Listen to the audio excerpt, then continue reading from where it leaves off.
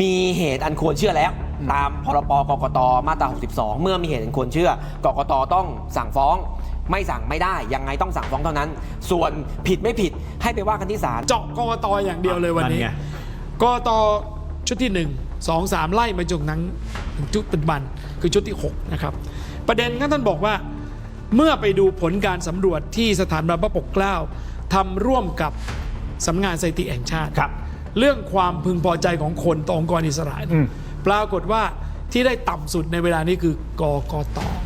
สุดยอด เพื่อดำเนินการตามกฎหมายกรณีไอลอแต่เขาไม่ได้บอกว่าดำเนินคดีกับใครไม่เขาดำเนินคดีกับผมไม่ได้ครับผมไม่ได้ทำอะไรผิด เอาเป็นว่าเหรอแล้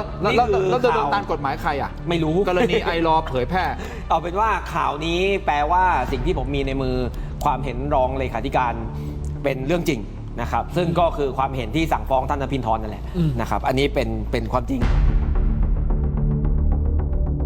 กรณีที่มีเสวนาเวทีที่ระดับบิ๊กระดับท็อปหัวกะทิของประเทศเนี่ยมารวมตัวกันคุณสาธิตไปที่เวทีนั้นด้วยนะครับคุณยิ่งชีพตอบประเด็นนี้ก่อนเนี่ยท่านอภิธรบอกเฮ้ยมันมีข้อมูลฝั่งผมอะพยานหลักฐานต่างๆนะทำไมคุณไม่เอามาเปิดบ้างล่ะคุณเปิดหมายถึงว่าเปิดแค่ฝั่งเดียวครับ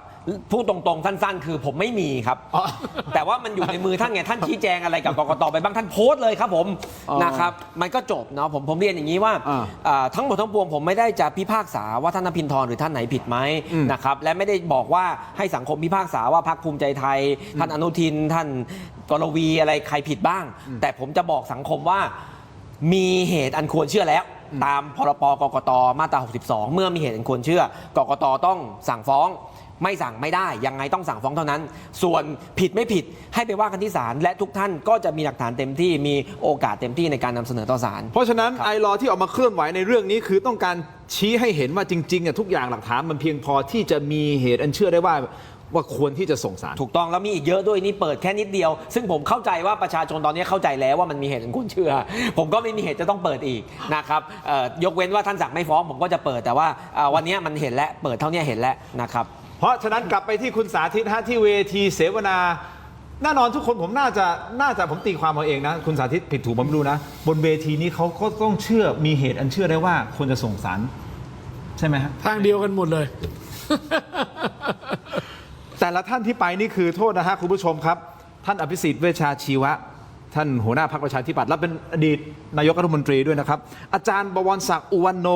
อดีตรองนายกนะฮะในยุครัฐบาลอนุทิน1นะครับอาจารย์วิชามหาคุณโอ้โหแต่ละชื่ออดีตปปชนะครับและคุณวัดติงสมิทธิ์ซึ่งท่านเป็นอดีตผู้พิพากษาอาวุโสในศาลฎีกา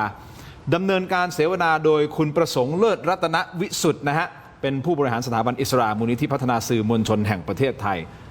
นี่คือรุ่นใหญ่กันทั้งนั้นบนเวทีแห่งนี้คุณสาธิตนั่งอยู่แถวหน้าด้วยไม่แน่ใจว่าในภาพจะเห็นคุณสาธิตหรือเปล่านะครับ แต่มีคำถามครับการที่อาจารย์บวรศักดิ์อุวันโนปรากฏกายปรากฏตัวบนเวทีแห่งนี้มันมีนัยยะอะไรยังไงให้คุณสาธิตได้วิเคราะห์เพิ่มเติมครับคุณบวรศักดิ์เนี่ยไม่ขึ้นเวทีแบบนี้มาตั้งแต่แกอายุ60นะที่ท่านบอกเองนะครับแต่ว่างานนี้เนี่ยเนื่องจากเห็นว่าหนึ่งเนี่ยจัดโดยกรรมาธิการของสภาที่คุณอภิสิทธิ์เป็นสมาชิกอยู่เนาะเป็นกรรมาธิการอยู่คือกรรมาธิการกิจการศาลองค์กรอิสระและรัฐวิสาหกิจนะครับกับสถาบันพระปกเกล้าร่วมกันจัดแล้วท่านก็เลยตัดสินใจมาคือคุณบวรศักดิ์ผู้วันนี้มีประเด็นน่าสนใจอยู่2-3เรื่องนะมาสรุปให้ฟังหนึ่ง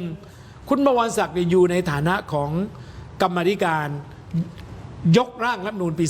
40ซึ่งเป็นรัฐธรรมนูญฉบับแรกที่สร้างองค์กรอิสระเอาพูดง่ายๆท่านก็มาเล่าที่มาที่ไป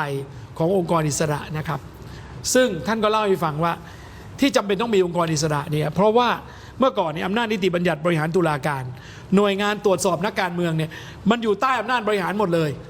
เพราะฉะนั้นไม่มีทางเลยที่จะเอาผิดระดับรัฐมนตรีปลัดกระทรวงอธิบดีได้ก็ต้องมีองค์กรอิสระถามว่าเป็นอิสระจากใครไม่ได้เป็นอิสระจากการตรวจสอบแต่เป็นอิสระจากการครอบงำของรัฐบาลนี่ประเด็นที่1ประเด็นที่2ท่านก็ชักให้เห็นกกตเลยเจาะกกตอย่างเดียวเลยวันนี้กกตชุดที่1 2 3ไล่มาจนถึงจุดปัจจุบันคือชุดที่6นะครับประเด็นท่านบอกว่าเมื่อไปดูผลการสำรวจที่สถาบันพระปกเกล้าทำร่วมกับสำนักงานสถิติแห่งชาติเรื่องความพึงพอใจของคนต่อองค์กรอิสระปรากฏว่า ที่ได้ต่ำสุดในเวลานี้คือกกต.ซึ่งท่านก็สงสัยพอไปดูผลงานนี่ก็ปรากฏว่า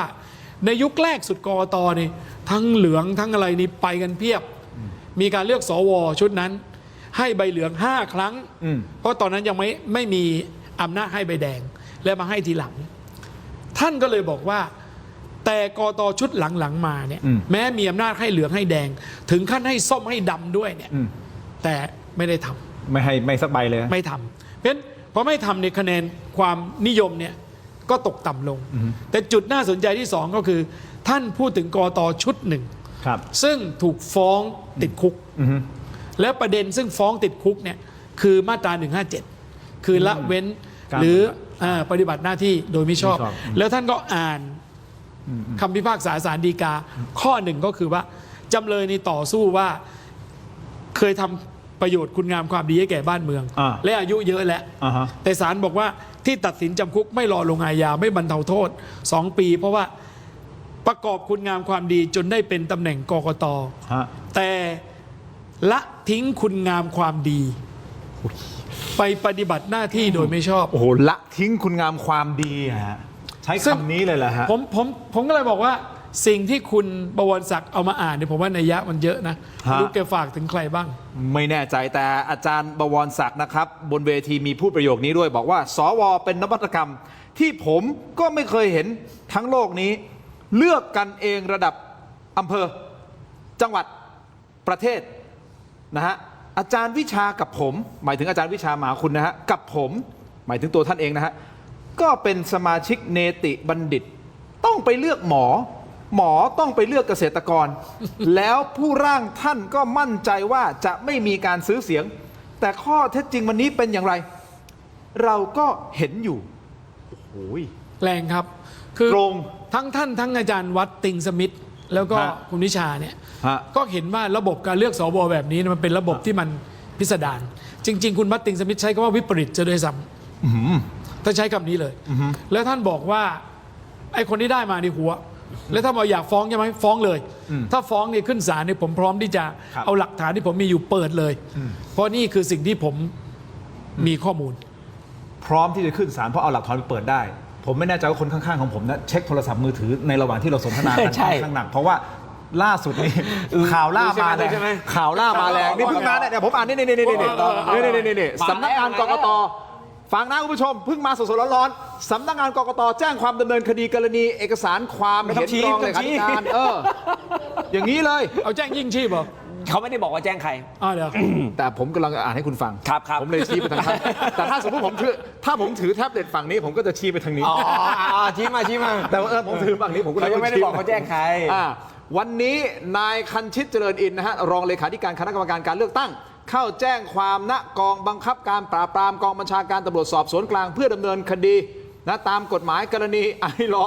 เผยแพร่เอกสารความเห็นของนายคันชิตเจริญอินรองเลขาธิการคณะกรรมการการเลือกตั้ง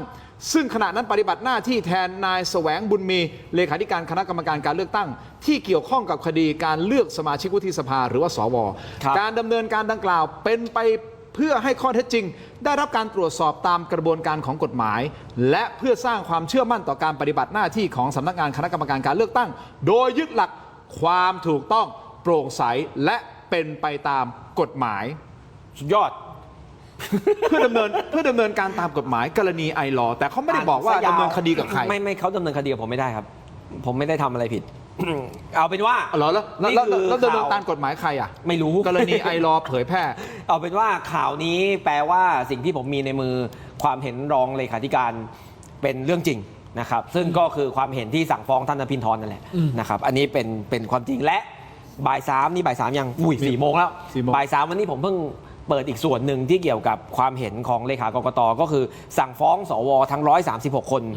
ที่มีหมายเลขของเขาอยู่ในโพยนะครับโดยผมอ่านแล้วผมก็คอยตามนะเหตุผลเขาดีมากนะครับก็คือเขาให้เหตุผลว่า ก็ท่านมีหมายเลขอยู่ในโพยแล้วโพยเนี้ยก็มีพยานเนี่ยเอามาให้พยานหลายคนเลยจากหลายจังหวัดเลย ก็บอกว่าไอ้ที่ทำโพยเนี่ยได้ผลประโยชน์ตอบแทนมีคนจ่ายเงินอย่างนั้นอย่างนี้อย่างนั้นอย่างนี้เพราะฉะนั้นคนที่มีหมายเลขอยู่ในโพยเนี่ยใครมันจะไปเอาหมายเลขคุณใส่ไปให้ฟรีๆนะครับจึงเชื่อว่าทุกคนที่มีหมายเลขอยู่ในโพยเนี่ยอยู่ในขบวนการการโกงครั้งนี้ด้วยต้องสั่งฟ้องทั้งหมดทั้งแผงนะครับเนี่ยรองเลขากกตเห็นอย่างนี้นะครับเพราะฉะนั้นเนี่ยผมจึงยืนยันว่ามีหลักฐานมากมายมีเหตุอันควรเชื่ออันควรฟ้องได้มากมายนะครับส่วนการเปิดเผยข้อมูลในการสืบสวนสอบสวนก็ไม่ได้มีกฎหมายใดบอกว่าเป็นความผิดนะครับ